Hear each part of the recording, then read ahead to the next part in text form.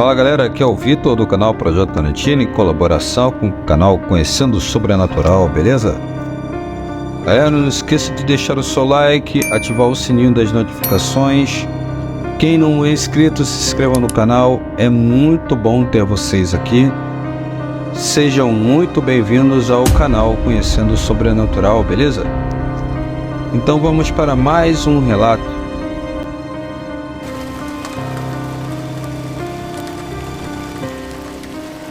O Fantasma da Rua Pirituba. Esta é a história de um atormentado motorista que jura até os dias de hoje que atropelou um homem no cruzamento das ruas São Francisco de Assis com a antiga Rua Pirituba, atual Joaquim de Oliveira Freitas, no ano de 1983. Entretanto, este tormento não é exclusividade do motorista de automóveis de passeio Silvino do Carmo, com 30 anos na época dos fatos, mas sim de muitos outros moradores de Pirituba e até mesmo das autoridades policiais locais. Tudo aconteceu numa noite de raios e trovões, de forte tempestade no mês de agosto de 1983, quando Silvino percorria a Rua Pirituba no sentido do Pontilhão do Mangalote, cruzamento com a Rua São Francisco de Assis. Com bastante tempo de carta, Silvino era um experiente e prudente motorista e jamais se envolver em qualquer tipo de problemas, muito menos em acidente de trânsito. E aos 30 anos, a única vez que tinha entrado numa delegacia foi para fazer seu documento de identidade quando tinha 13 anos de idade. Entretanto, no cruzamento da Rua São Francisco de Assis, subitamente, um homem de meia idade surgiu do nada à frente de seu veículo, um Opala de cor cinza metálico de 4 portas, ano de fabricação de 1971. Não deu tempo de Silvino fazer nada. Pisou no freio bruscamente, mas não conseguiu evitar o atropelamento daquele pedestre, que por uma fração de segundo parecia ter pulado à frente do veículo de Silvino para pedir ajuda, com as mãos para o alto e completamente ensopado em razão da forte tempestade que caía. Silvino sentia que passou por cima daquele pedestre, tanto com a roda dianteira direita como a traseira, e pelo retrovisor pôde ver o corpo estirado pelo chão, antes de saltar do veículo imediatamente para prestar socorro àquela imprudente vítima, que ele sequer conseguiu ver de onde veio. Era cerca de meia-noite e a chuva era muito intensa, dificultando em muito a visão de Silvino, que ao se dirigir para trás do veículo, notou que o corpo não estava lá. Mas para onde teria caído? Foi então que Silvino ajoelhou-se e olhou por debaixo de seu automóvel para verificar se o corpo daquele homem não teria ficado preso entre as ferragens e os eixos do Opala. Para o espanto geral de Silvino, nada, absolutamente nada, o corpo do homem tinha simplesmente sumido de seu raio de visão. Nervosíssimo, ele levantou-se e foi conferir a parte da frente do automóvel e constatou que tanto a grande dianteira como o vidro do farol dianteiro direito estavam quebrados. Mas para onde teria ido aquele homem depois de ter sido violentamente atropelado? Não era possível que ele conseguiu caminhar após o impacto daqueles. Silvino tentou achar um orelhão para fazer uma ligação para a polícia, mas não encontrou nenhum naquelas localidades. Então resolveu ir às pressas para a 33ª Delegacia de Polícia da Vila Mangalotes, localizada na Rua Pirituba, e que era a delegacia mais próxima. Silvino parou seu Opala de frente com a delegacia, entrou tremendo, se dirigiu ao balcão e, com a respiração ofegante, disse ao policial que estava no plantão: Senhor, por favor, é uma emergência. Eu atropelei um homem e acho que ele morreu. Preciso de ajuda. Então, o policial de plantão pediu para ele se acalmar antes de começar a tomar conhecimento dos detalhes do acidente. Silvino estava tão nervoso que mal conseguia falar, mas, com muita dificuldade, relatou os fatos e ressaltou: "Foi um acidente. Eu não tive culpa. O homem apareceu do nada e se jogou na frente do meu automóvel. Eu tentei brecar, mas não deu tempo. Tenho certeza que passei por 2 vezes por cima dele. Meu Deus, eu matei uma pessoa, mas sou inocente." Mais uma vez o policial pediu para Silvino se acalmar e pediu para que ele se sentasse em uma cadeira ao lado da sua mesa. Ofereceu um copo de água àquele apavorado motorista e pediu-lhe para que contasse devagar os detalhes do que realmente tinha acontecido. Na sequência, o policial, em tom sereno, mas muito sério, disse a Silvino: "Ok, senhor Silvino, já entendi. Diga-me, o senhor ingeriu bebida alcoólica, fez uso de substâncias entorpecentes?" Bastante sem graça, Silvino respondeu: "Não, senhor policial, nunca. Sou um homem muito religioso, não bebo, nem fumo, jamais usei qualquer tipo de droga na minha vida. Eu tenho absoluta certeza que eu atropelei aquele homem." Novamente, o policial pediu para que Silvino mantivesse a calma e assim disse: "Senhor Silvino, o senhor tem que entender que este é um plantão de uma delegacia de polícia e não é um local para brincadeiras. Lidamos 24 horas por dia com crimes e criminosos da pior espécie. Quase não damos conta de atender a todos os chamados da região. Não podemos perder tempo com ocorrências inexistentes ou casos banais." Então Silvino exclamou: "Casos banais? Pelo amor de Deus, eu vim aqui até para comunicar que eu acho que atropelei um homem e o senhor me diz que isso é um caso banal?" O policial se explicou melhor e disse: "Não foi exatamente isso que eu quis dizer." Mas em tom de seriedade alertou Silvino que falsa comunicação de crime também é uma forma de crime tipificada. E se fosse o caso, o delegado de plantão poderia até mesmo acabar indiciando. Silvino, ainda nervoso, retrucou: "Mas sou inocente. Veja, que eu não fugi da minha responsabilidade. Eu vim aqui procurar a autoridade policial para confirmar minha inocência. Não havia ninguém no local. Se eu fosse culpado, poderia muito bem ter ido embora." Então o policial começou a relatar a seguinte situação: "Senhor Silvino, preste bem atenção. Há cerca de 10 anos, um motorista atropelou neste mesmo local que o senhor alega um homem exatamente com a mesma descrição que o senhor fez. Ocorre que naquela oportunidade, o motorista não parou para prestar socorro e se evadiu do local. A vítima ali faleceu ali mesmo por falta de assistência. Era o senhor que morava naquele mesmo quarteirão e que tinha saído para comprar leite para o seu filho pequeno. Como não tinha dinheiro, estava pedindo para os motoristas que passavam por ali. O caso ficou sem solução. O problema de tudo isso é que de lá para cá, toda vez que temos uma tempestade na região, no mês de agosto, aparece um motorista aqui dizendo que atropelou um homem de meia idade nesse cruzamento que depois não conseguiu encontrar o corpo. O delegado já não aguenta mais deslocar policiais para o local em dias de chuva forte e não encontrar absolutamente nada. O senhor está entendendo?" Silvino, completamente gelado e gaguejando, respondeu: "Sim, eu compreendo. Mas eu tenho certeza que atropelei aquele homem. O corpo dele estava lá e está em algum lugar." O policial então assim terminou suas considerações: "Eu sei, senhor Silvino. Todos os outros 3 motoristas que passaram hoje por este plantão disseram a mesma coisa. Faça o seguinte: dê seu endereço, telefone, e se caso soubermos de alguma coisa, entraremos em contato com o senhor.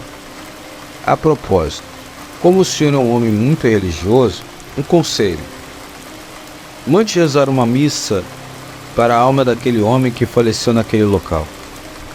O nome dele era Sebastião Louveira. Ele está enterrado no cemitério municipal de Perus. E se por acaso o senhor encontrá-lo novamente, conte conosco. Estamos sempre de prontidão. Uma boa noite, Sr. Silvino. Passe bem. Silvino saiu daquele plantão assombrado e desconcertado, fez outro caminho para ir para sua casa e nunca mais passou por ali. Passadas mais 3 décadas, não estranhe se você for registrar um boletim de ocorrência numa noite de chuva no mês de agosto, a 33ª DP, e encontrar um motorista apavorado dizendo que atropelou alguém na esquina da rua São Francisco de Assis com a rua Pirituba e que o corpo sumiu. Já numa dessas mesmas noites, você precisa passar por aquele cruzamento, procure andar devagar e leve consigo uma lata de leite em pó. Afinal de contas, nunca se sabe se você vai encontrar o fantasma da rua Pirituba. Como essa história é baseada num caso real, trocamos os nomes de todos os personagens envolvidos, com qualquer semelhança com a realidade é mera coincidência.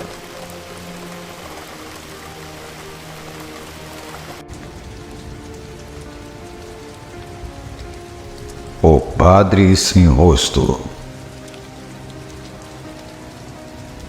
Essa história aconteceu há mais de 30 anos. Segundo dizem, foi totalmente real. Era uma tarde de início de dezembro, quando Wesley, mais 5 amigos, haviam ido apanhar frutas em um sítio vizinho. Moravam em uma cidade pequena chamada Buritama, no interior de São Paulo. Então, esse hábito era muito comum entre eles. Saíram de casa após comemorarem o último dia de aula e todos tinham entre 13 e 16 anos. Então, aquele dia era só festa para eles. Chegando ao sítio, após alguns minutos de caminhada, lá saborearam goiabas, mangas, laranjas e outras frutas que acharam pelo caminho. Depois disso, resolveram ir embora. Já eram quase 5 da tarde. O sol ainda reluzia, mas as cigarras já anunciavam o início do crepúsculo e o grupo andava depressa. Ninguém queria ficar ali até escurecer. No entanto, chegando perto da porteira, que lhes dava acesso à estrada que levava à pequena cidade, Bernardo, um dos mais gulosos do grupo, notou algo que nunca tinha visto antes. Do outro lado da cerca, havia um pé de carambolas, amarelas e chamativas. Porém, perto dela, havia também uma construção antiga, algo semelhante a uma pequena capela abandonada há décadas. Wesley, o narrador do fato, tentou impedir o guloso de ir para lá. Mas, sem pensar 2 vezes, Bernardo saiu correndo de perto do grupo e pulou a outra cerca indo em direção ao pé das carambolas. O resto do grupo tentou impedi-lo, dizendo que o dono dali era outra pessoa diferente do dono do lugar em que eles estavam antes, avisando a ele que provavelmente ele não aceitaria aquilo. Mas de nada adiantou. Ele subiu no pé e pegou ao menos 1 dúzia das frutas. Logo, voltou junto do grupo, exibindo a todas as frutas que, na sua cabeça, conseguiu como resultado de coragem e ousadia. Bernardo tomou a frente do grupo, seguido por seu irmão e outro mais novo.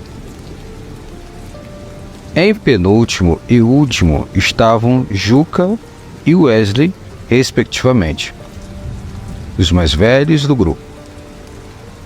Após alguns minutos, já atravessando a cerca, Wesley deu um cutucão em Juca e pediu que ele olhasse para trás, pois tinha algo sobrenatural o seguindo. Para a surpresa de Wesley, Juca apenas disse: "Eu já havia notado. Ele saiu de lá da igrejinha. Não olhe para trás, e não diga nada a ninguém. Vou pedir para o Bernardo não comer aquelas frutas. Mas já era tarde. Bernardo havia devorado 2 frutas e negava dar os outros, ou jogar fora, justificando que seria um desperdício. Wesley seguia rápido, fazendo com que o resto do grupo também andasse assim. Mas em seu coração, pedia e orava intimamente para que aquela figura parasse de segui-los. Mas no encalço deles, lá estava ele, a figura de um padre que os seguia por detrás das árvores frutíferas, levitando com a sua batina negra, enquanto um chapéu da mesma cor cobria sua face. Wesley então tomou um pouco mais de coragem e parou por alguns instantes, olhando para trás. Para sua surpresa e espanto, por debaixo do chapéu da figura fantasmagórica, se fazia presente uma face sem rosto. E ele também parou pelo mesmo instante que ele. Com um grito de espanto, ele saiu correndo, fazendo com que todos seguissem o mesmo ritmo. Bernardo deixou as carambolas para trás. Todos ficaram sem entender a razão da atitude de Wesley. Ou melhor, quase todos, pois Juca sabia exatamente o motivo. Na manhã seguinte, todos os amigos receberam a triste notícia de que Bernardo havia falecido subitamente. Segundo os médicos, o motivo foi algum tipo de alergia devido a algo que ele comeu. Mas Wesley e Juca sabiam exatamente o motivo de sua morte. Ele foi guloso ao roubar as frutas amaldiçoadas de uma entidade que era ainda mais gulosa e egoísta que ele, o padre sem rosto. Os amigos nunca mais voltaram àquele local.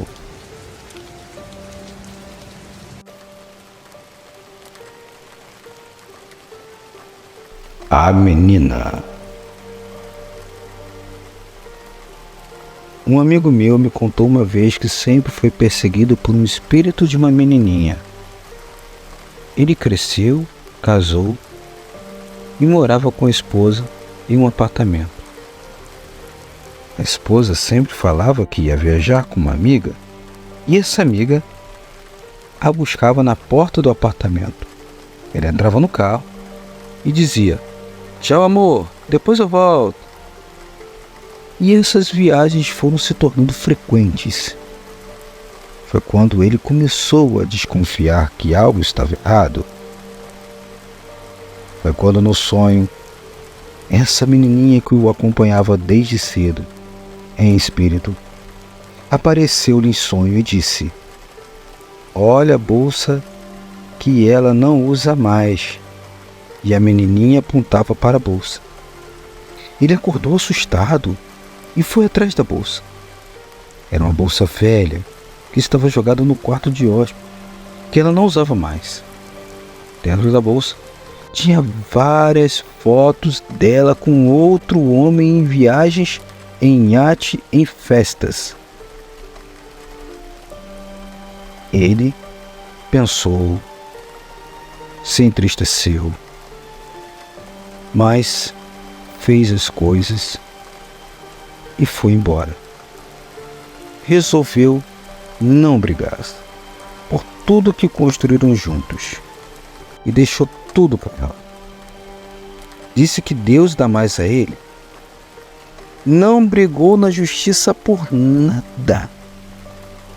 Apenas entrou com um processo de divórcio e foi morar com a mãe.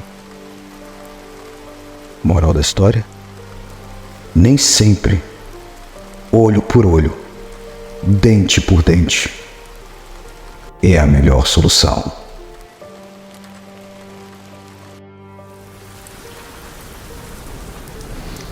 A lenda da noiva Lúcia. Dentre as muitas histórias e lendas urbanas do bairro da Lapa, escolhemos a história de Lúcia, 19 anos de idade, Uma menina que, como qualquer outra, sonhava em se casar. Estamos no mês de maio de 1969. Praça Senador José Roberto Leite Penteado, City Lapa, região do Alto do Bairro da Lapa. Assim começa nossa apavorante história do dia do casamento de Lúcia. Lúcia escolheu o tradicional mês das noivas para se casar e não menos tradicional, a Igreja de Nossa Senhora da Lapa, 1911, em estilo arquitetônico românico, para realizar o cerimônio do seu sonho dourado. No mês da consagração de Maria e das Mães, que dá origem à mística do mês das noivas, aconteceu a cerimônia do casamento de Lúcia na imponente Catedral de Tijolos, à vista, situada na Avenida Nossa Senhora da Lapa. Cerimônia que abarrotou a catedral com cerca de 300 convidados. Segundo os presentes, a cerimônia foi emocionante, dentro dos padrões e protocolos da época. Simplesmente foi de deixar os convidados de queixos caídos. O vestido, escolhido pela jovem Lúcia, tinha uma cauda enorme e quase preenchia por inteiro a largura do corredor principal da igreja até chegar ao altar. Fim da cerimônia por volta das 5 horas da tarde, flores, arroz e muitos fogos de artifício antes que os noivos e convidados fossem para a festa de recepção para receber os parabéns. A bateria de fogos era intensa. Todos queriam ser fotografados juntos com os noivos, ainda na porta da igreja. Na sequência, por sugestão do experiente fotógrafo contratado, Lúcia e seu noivo fariam algumas fotos na gigante e exuberante Praça Senador José Roberto Leite Penteado. Assim, enquanto os demais convidados se dirigiam para o salão de festas, os noivos se deslocaram até a praça. Ao chegarem, Lúcia e o noivo iniciaram uma grande sessão de fotos pelos lindíssimos jardins da praça. Naquela altura da tarde, o tempo já era instável e tudo indicava a formação de uma tempestade típica do mês de maio. Mesmo assim, os noivos ainda queriam fazer mais fotos e pousaram debaixo da copa de uma árvore de mãos dadas para registrar o enlace matrimonial. Naquele momento, a tempestade já estava em adiantado estágio de formação, e vários raios seguidos de trovões rasgavam os céus da Lapa. O fotógrafo apressou seus trabalhos e, quando estava na última sequência de fotos, os primeiros pingos grossos de chuva já começavam a cair. Foi quando não poderia ter acontecido coisa pior. Um relâmpago atingiu em cheio a copa da árvore, onde Lúcia e o noivo faziam as últimas fotos. A força da descarga elétrica foi fatal, não só para Lúcia e para o noivo, como também para o fotógrafo que estava bem próximo. Todos tombaram instantaneamente e seus corpos ficaram completamente carbonizados. Uma verdadeira tragédia. Desgraçadamente, aquilo que era para ser uma linda festa de casamento se transformou num velório sinistro, no qual Lúcia chegou vestida de noiva, mas dentro de um caixão. Debaixo de forte chuva que se seguiu noite adentro, a mãe de Lúcia exigiu que a filha fosse velada e sepultada com vestido de noiva, que teve que ter um pedaço da cauda cortado para caber dentro do caixão. Ninguém jamais se conformou com a tragédia, com o trágico destino da jovem noiva Lúcia, e muitos convidados sequer conseguiram ficar no velório. Tamanha tristeza que se impunha pela visão de Lúcia vestida de noivo, com o corpo todo queimado e deitada num caixão. Os noivos foram sepultados em cemitérios diferentes e possivelmente Lúcia está sepultado no cemitério Goiabeira da Lapa. Desde então, surgiram vários relatos da aparição de uma moça com vestido de noiva queimado, mas nas proximidades da Praça José Roberto, onde Lúcia morreu. Relatos dão conta de que as aparições da noiva fantasma são frequentes todos os anos no mês de maio, e no local onde Lúcia morreu é comum encontrar simpatias, imagens de santos e bilhetes com pedidos de natureza diversa. Não menos curioso é o depoimento de alguns taxistas que trabalham na região e relatam que recebem chamadas para se dirigirem ao local onde Lúcia morreu para depositar oferendas sem a presença da passageira ofertante. Muitos moradores que conhecem a história simplesmente se recusam a atravessar a praça durante o mês de maio. O costume também pode ser observado todos os anos no dia 13 de junho, data que se comemora o dia de Santo Antônio, no dia 12 de outubro e no Natal com menor intensidade. Reza a lenda que nos dias de tempestade com relâmpagos não se deve atravessar a praça, e há quem jure que já se deparou com a noiva de vestido queimado andando pelos jardins da praça, debaixo da chuva e eternamente procurando por o seu noivo.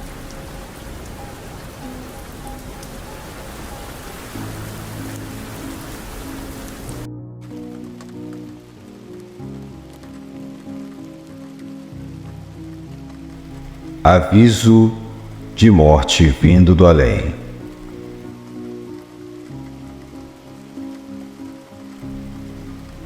Minha tia Exaltina tinha uma grande amiga de infância, Dona Neuza. As duas eram amigas desde a época da escola, e essa amizade perdurou por mais de 50 anos. Elas saíram juntas, trabalharam juntas, choraram juntas e comemoraram juntas.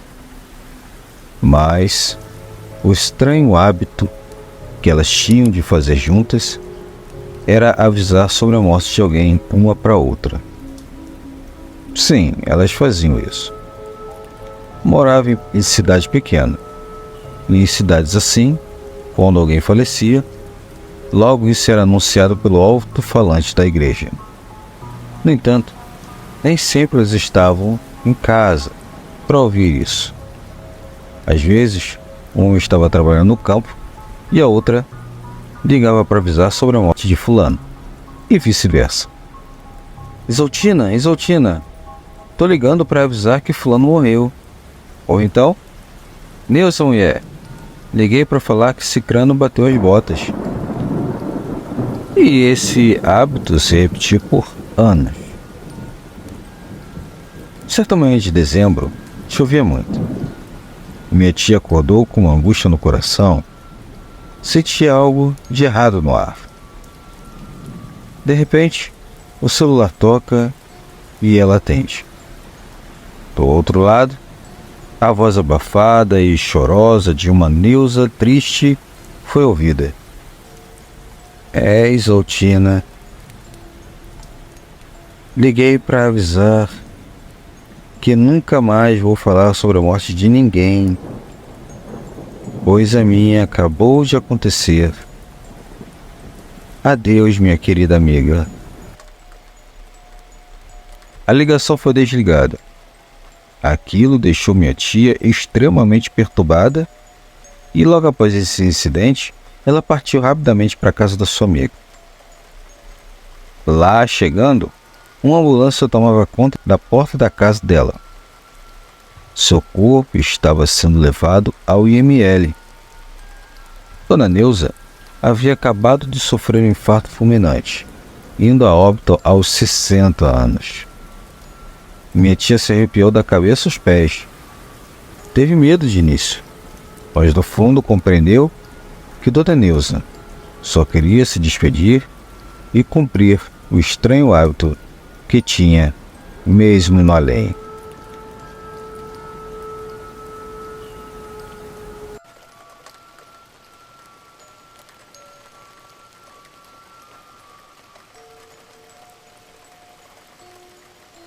Olá, curiosos, tudo bem com vocês?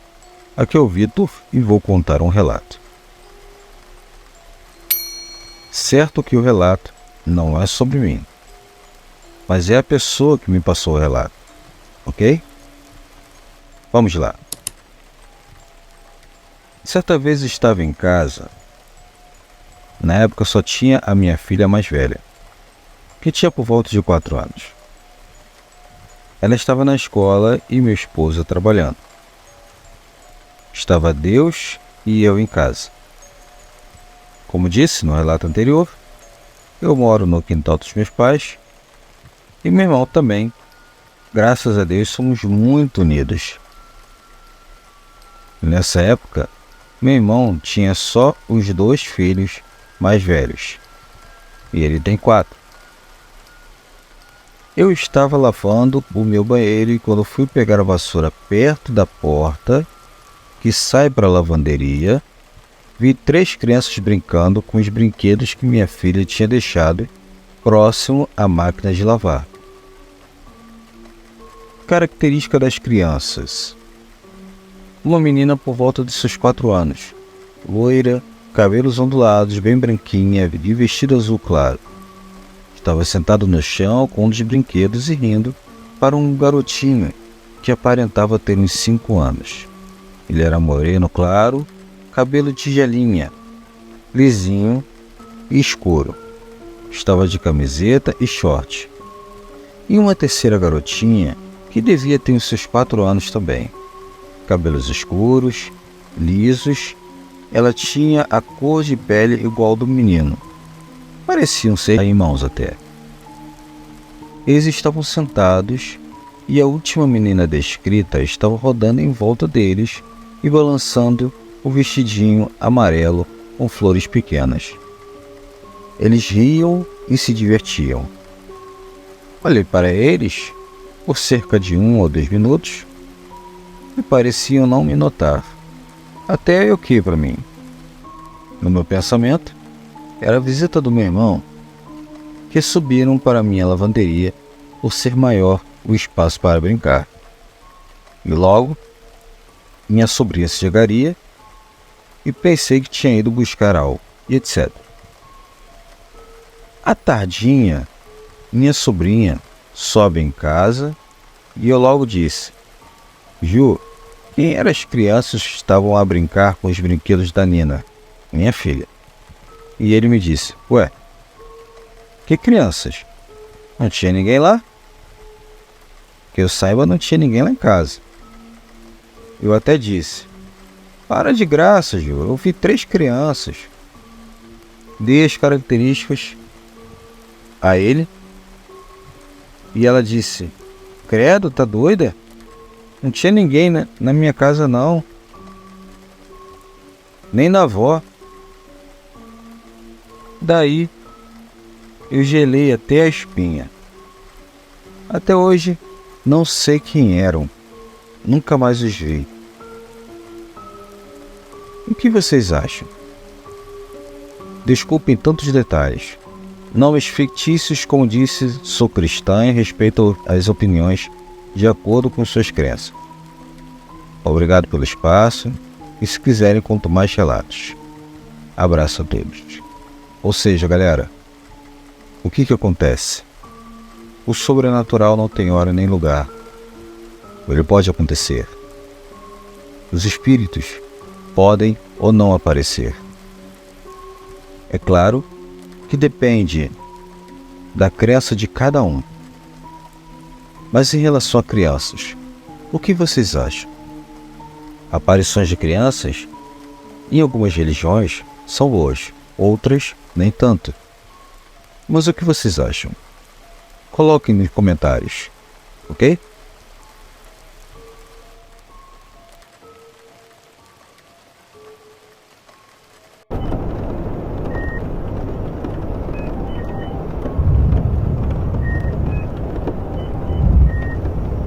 Dizem que em hospitais acontecem coisas estranhas, que é um local considerado pesado, local de muito sofrimento, raiva, revolta, enfim.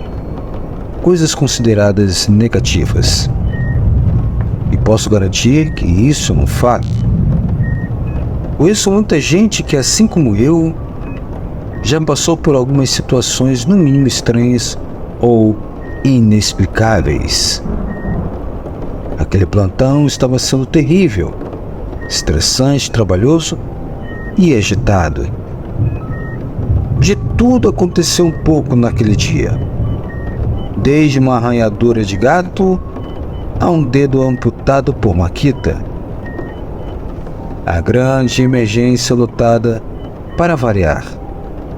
As avaliações chegando, medicações a serem conferidas, pós-operatórios a receber, pacientes a serem transferidos, entre outras atividades que é de responsabilidade de uma enfermeira da grande emergência de um hospital público.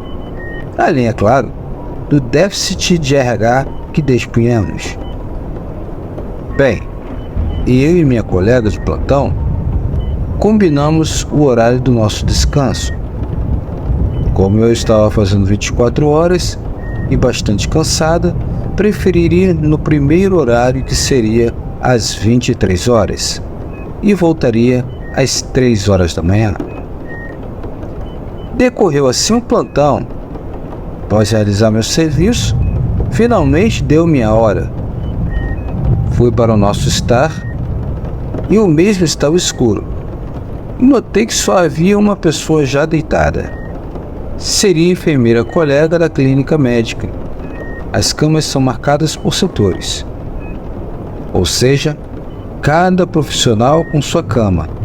Assim, sabíamos que a cama tal era da enfermeira A, e assim por diante. Sua cama ficava virada para a parede. A colega estava coberta e deitada de lado também, virada para a parede. Eu me deitei, dando aquela espreguiçada boa, e virei de lado, pegando o celular para dar uma olhada. Como vi que a colega se mexia na cama, falei com ela: "Poxa, que plantão, hein?" Ela respondeu com uma voz meio diferente, pausada e fanhosa: "É verdade. E vai piorar. Se prepare." E eu respondi: "Credo, bate na madeira, amigo." Perguntei também se ela estaria resfriada, por sua voz estava diferente. Daí não obtive mais resposta. Chamei novamente e ela não me respondeu. Quando me virei e olhei para a cama da colega, a mesma encontrava-se vazia e forrada com os lençóis esticados. Não acreditei naquilo. Levantei, olhei ao redor e só me encontrava no estar. Todas as camas estavam vazias e forradas. Ao mesmo tempo que constatei aquilo, alguém adentrou ao estar apressadamente e, pasmem, era referido à colega que eu vi, ou pensei em ter visto deitada e que conversava comigo. A colega entrou esbaforida, apressada, me chamando e referindo que precisávamos ir ao trauma ajudar os outros colegas enfermeiros, pois havia chegado, trazidos pelos bombeiros, várias vítimas de um grave acidente automobilístico ocorrido na linha amarela. E permaneci estática, pasma, pois eu jurava ter conversado com esta colega minutos atrás. Foi em centésimo de segundos aquele ocorrido. Fiquei atordoada. Aliás, até hoje sinto aquela sensação de espanto de quando me vi sozinha naquele recinto. Com quem eu teria conversado? Com que finalidade fizer aquilo? Deixei para pensar posteriormente, pois não haveria muito serviço me esperando no trauma do hospital. Enfim, ninguém descansou naquele plantão.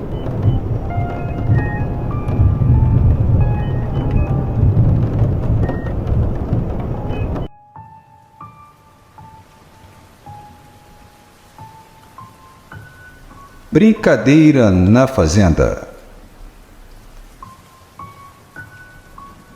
Durante o dia, Jairo é um grande fazendeiro.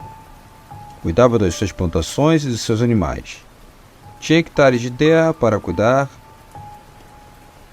e era casado com a dona Josefa, uma linda esposa que também teve um lindo casal de filhos.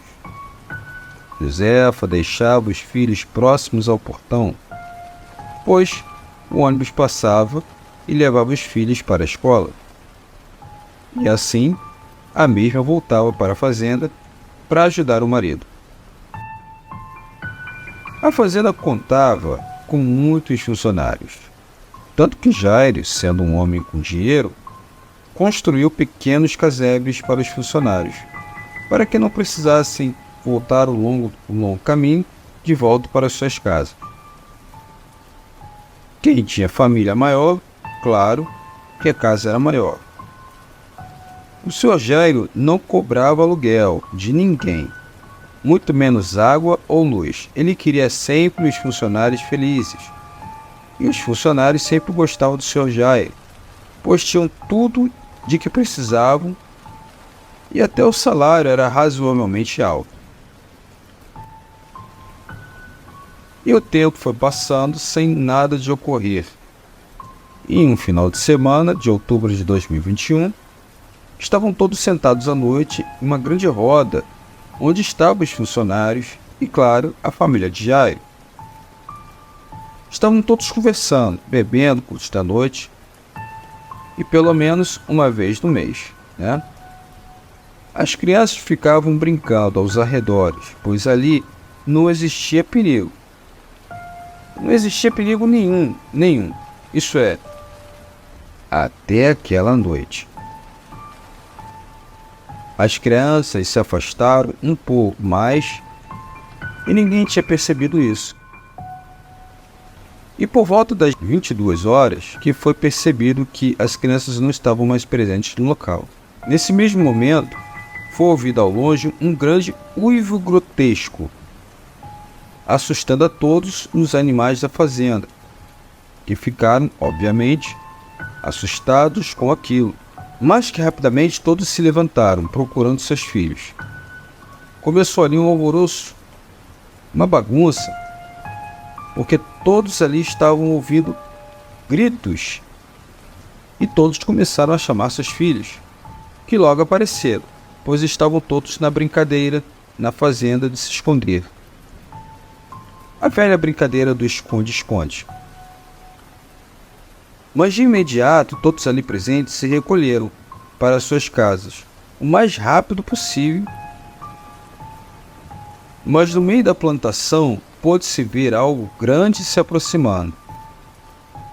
Todos viram aquilo se aproximando, saindo de dentro da plantação, e ao olhar melhor aquele ser tinha os olhos vermelhos, na cor de fogo, e andava em 4 patas.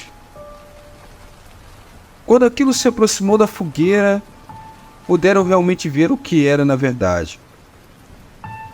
Com as chamas altas, puderam perceber que aquele animal, aquele ser muito peludo, os olhos eram muito bem vistos agora. Uma boca bem grande e que mostravam os seus dentes bem afiados e grandes patas. As patas eram enormes. Aquele ser se aproximou da fogueira onde tinha carne sendo assada. E talvez aquele cheiro tivesse despertado a fome naquele animal. Todos em suas casas ficaram observando da janela aquele ser se deliciando e comendo toda a carne que ali estava. Mesmo assim, estavam todos amedrontados com aquele animal grotesco e gigante, que depois de ter terminado a sua janta, aquele moço peludo começou a caminhar pela fazenda. Desta vez, fazendo uma visita em cada uma das casas. Passava em frente de suas portas, cheirava e ia embora, e todos em suas casas com medo não faziam nenhum barulho sequer. Naquela noite, ninguém mais saiu de suas casas e muito menos conseguiram dormir por causa do pavor que sentiram. E quando finalmente amanheceu, ainda assim, com receio e medo, conseguiram sair. E perto de onde estava a fogueira, puderam ver as marcas das patas. Patas essas que não poderiam ser de um cachorro, mas sim de algo sobrenatural que os visitou naquela noite. A partir daquela noite em diante, nunca mais se juntaram para ficar muito tempo conversando em volta da fogueira. E quando o fazem, agora, estão bem armados com armas. Porém, o medo ficou guardado em suas lembranças daquele ser. Tomem muito cuidado ao se juntar em uma roda de fogueira e ficar batendo papo. Pode ser que ele acabe fazendo uma visita a vocês. Meus amigos, aqui está mais um relato assustador de algo inacreditável e inimaginável. O sobrenatural não escolhe lugar nem dia para acontecer.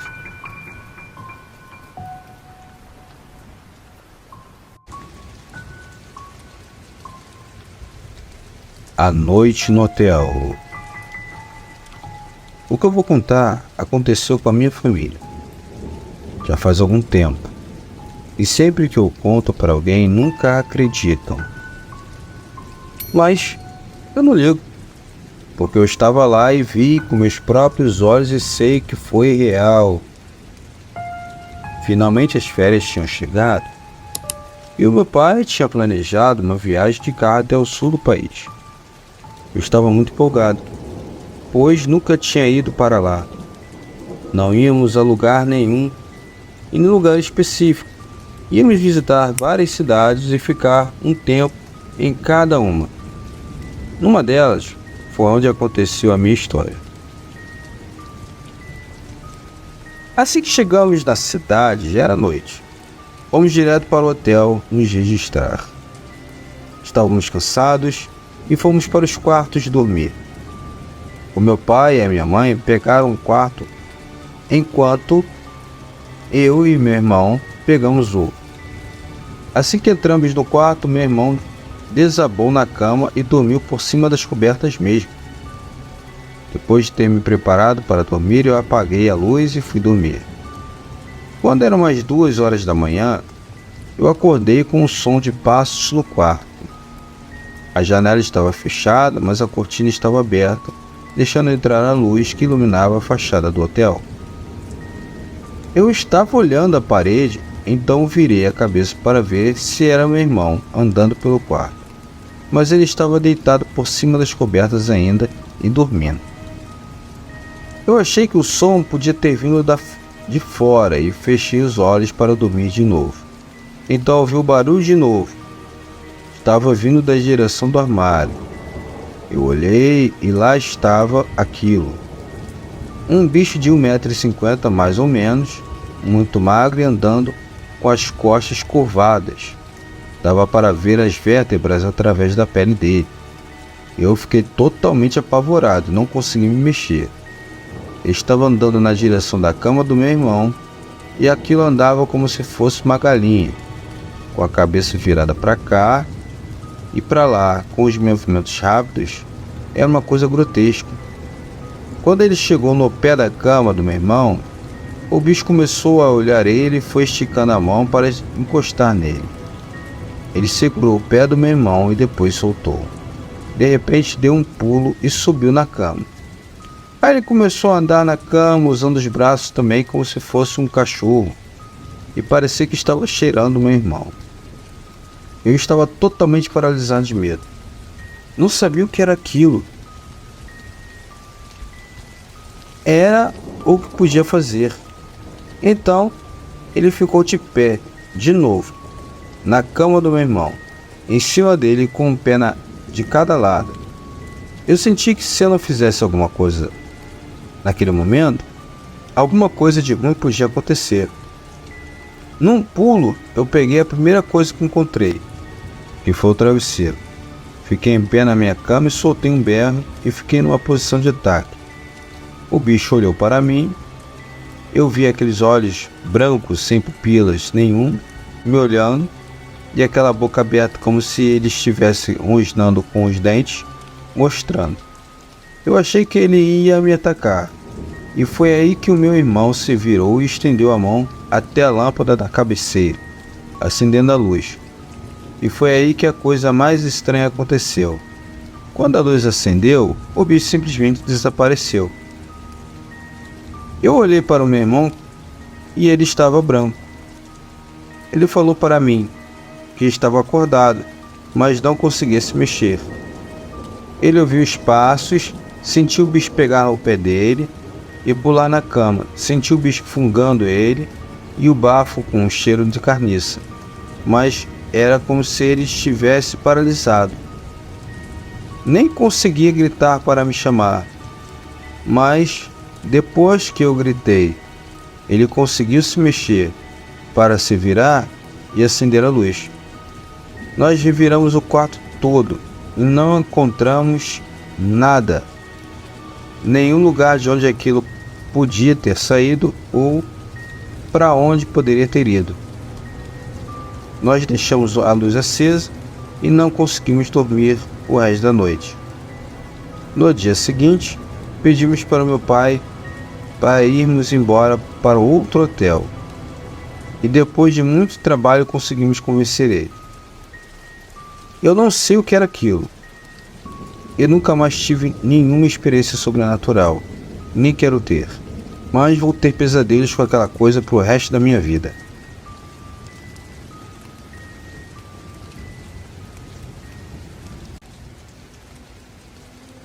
A visita noturna.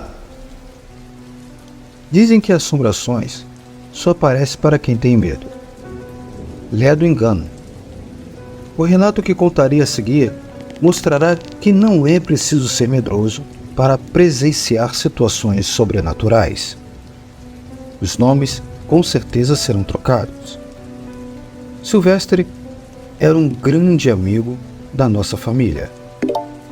Como era sozinho no mundo, apesar de já estar na casa dos 60 anos, nunca havia constituído família.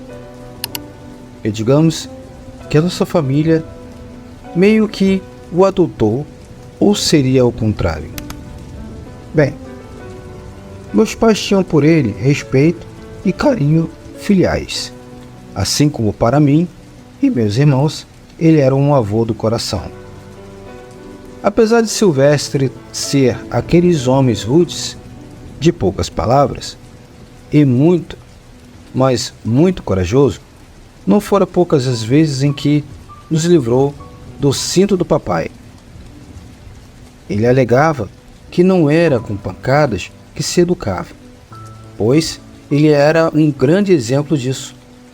Nunca apanhou, pois não tinha quem o surrasse. Perdeu os pais muito novo e teve que se virar sozinho. Nem por isso virou bandido. Ele dizia que apenas o trabalho o ensinava.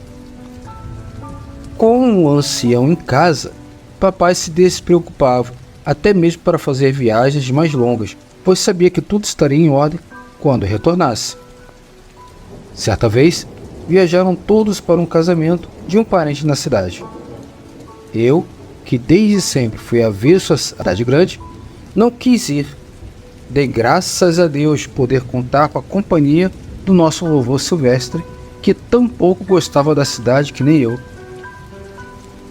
Em nossa primeira noite, solitários ali, em nosso sítio, que diga de passagem, ficava em uma parte bastante isolada daquele vilarejo, chamei Silvestre para irmos para jogar dominó na sede da comunidade, uma espécie de centro de eventos daquele lugar. Como a caminhada da nossa casa até a sede duraria cerca de aproximadamente 1 hora, 1h30, Silvestre disse que se sentia um pouco cansado e ficaria em casa ouvindo seu radinho a pilha. Como eu estava naquela fase do auge da paquera, não poderia perder uma boa noitada de dominó. Era meu pretexto para estar perto das meninas. Em casa, Silvestre jantou e em seguida armou sua rede no local de costume, próximo à porta que dava acesso a uma das varandas da casa. Ligou o seu radinho e começou a escutar a programação da Rádio Nacional de Brasília. Estava quase pegando sono quando sentiu que a porta se abria lentamente. Achando que era eu que estava chegando, acendeu sua lanterna e chamou pelo meu nome. Sem ouvir a resposta, imaginando que eu poderia estar a lhe pregar alguma peça, decidiu ignorar, para não me dar ibope. Enquanto isso, ele pôde ouvir passos adentrando o cômodo. Os passos se aproximavam cada vez mais da sua rede e ele ainda achando que fosse a minha pessoa. Fingia não estar escutando nada, até que pela iluminação bruxuleante do farol a gás que estava aceso do lado de fora, na varanda, ele pôde ver que a figura que havia adentrado o cômodo era de estatura bem maior que a minha.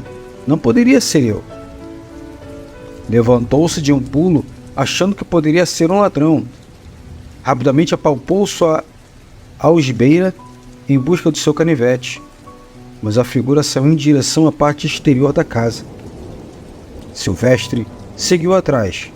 Ele queria dar um corretivo naquele invasor. Quando percebeu seus passos pregando o caminho que levava à mata que ficava na parte de trás da casa, partindo disparado atrás da criatura. Numa das mãos, a lanterna e na outra o canivete. Ele iria alcançar aquele invasor e ele iria pagar pela afronta, pensava Silvestre consigo mesmo. Mas por mais rápido que Silvestre caminhasse, não conseguia alcançar o suposto invasor. Ele fazia sinais de que não andava tão depressa, mas incrivelmente Silvestre não o alcançava. Conforme adentravam mata dentro, Silvestre não se dava conta de que aquilo poderia ser algo sobrenatural. Com certeza por conta da coragem que era para ele como um troféu a ser exibido. Em certo momento, um assovio profundo pôde ser ouvido. E é aí que meu avô percebeu que não era algo desse mundo. Caindo em si, Silvestre notou que já estava a muito distante da sua casa e, enchendo o peito de coragem, deu meia volta e correu dali o mais depressa que pôde. Aquele homem de 60 e tantos anos nunca havia conhecido o sentimento chamado medo. Naquela noite ele sentiu. Chegou em casa, apanhou sua rede e correu para longe dali. Seu medo era tanto que nem pensou que eu logo chegaria e dormiria sozinho. E foi o que aconteceu. Cheguei em casa e, como não o encontrei, imaginei que ele estaria pescando ou algo assim. Dormi tranquilamente, sem nada fora do normal. No dia seguinte, Silvestre foi para me ajudar nos afazeres do sítio. Me contou que viveu na noite anterior e até se desculpou por ter partido tão depressa. Mas precisava fazer isso. Ele me chamou para ir dormir na casa do meu tio, onde ele passou todas as noites a partir daquele dia. Eu, como sou prevenido para essas coisas, aceitei. Eu é que não queria que aquela coisa me achasse ali sozinho. No entanto, não houve mais nenhuma aparição semelhante com aquela naquele sítio. Estranhamente, Silvestre faleceu 2 meses após aquele episódio. E o que vocês acham que poderia ter sido?